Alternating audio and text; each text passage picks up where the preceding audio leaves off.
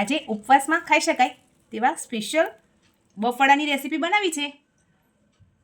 તમે ઉપવાસમાં શું ખાવ છો એ પણ મને કમેન્ટ કરજો. તો ચાલો એ બફાડાની એકદમ ટેસ્ટી રેસીપી તમારી સાથે પણ શેર કરું. એક બાઉલ લીધું છે, એમાં આપણે સિંગોડાનો લોટ લઈશું. આ આપણે ફરાળ માટે સ્પેશિયલ વાપરીએ છીએ. હવે આપણે ફરાળ માટે જે મીઠાનો ઉપયોગ કરીએ છીએ એ ઉમેરી દઈશું, 1 નાની ચમચી જેટલું. હવે થોડું પાણી ઉમેરી એક થીક બેટર બનાવવાનું છે. આ રીતે હાથમાંથી સરસ નીચે પડી જાય એ રીતનું બેટર બનાવી દેવાનું છે. થોડું હજુ પાણી ઉમેરીશ અને મિક્સ કરી લઈશ. બેટર આપણું તૈયાર થઈ ગયું છે. હવે એને ઢાંકીને સાઈડમાં રાખી લઈએ. પહેલાં બટેટાને છાલ ઉતારી અને ઠંડા કરીને રાખેલા છે. હવે હાથની મદદથી એને મેશ કરી લઈશું.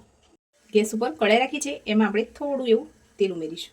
તેલ ગરમ થાય એટલે આદુ અને મરચાંની પેસ્ટ, મીઠા લીમડાના પાન ટુકડા કરીને રાખ્યા છે એ ઉમેરી લઈશું. હવે 1 ચમચી જેટલું જીરું પાવડર ઉમેરીશું.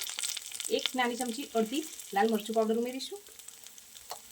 બટેટા બાફતી વખતે આપણે મીઠું ઉમેર્યું છે એટલે મસાલાના સ્વાદ પ્રમાણે જ મીઠું ઉમેરીશું.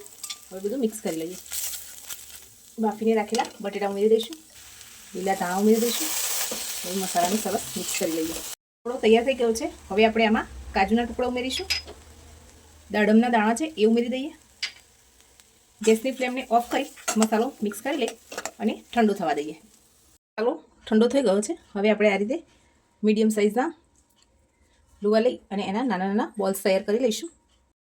તૈયાર કરી લીધા છે. આ રીતે આપણે એક બોલ્સ લઈ આ લોટથી કોટ કરી લેવાનો છે. બેટરથી કોટ કરી મીડિયમ ગરમ તેલમાં આપણે વડાને ઉમેરી દઈશું. થોડી વાર પછી આ રીતના બબલ્સ થઈ જાય એટલે આપણે ફેરવી લેવાના છે. બફાડા બનીને તૈયાર થઈ ગયા છે. એકદમ સરસ ફ્રાય થઈ ગયા છે. હવે એને ડીશમાં નીકાળી દઈએ.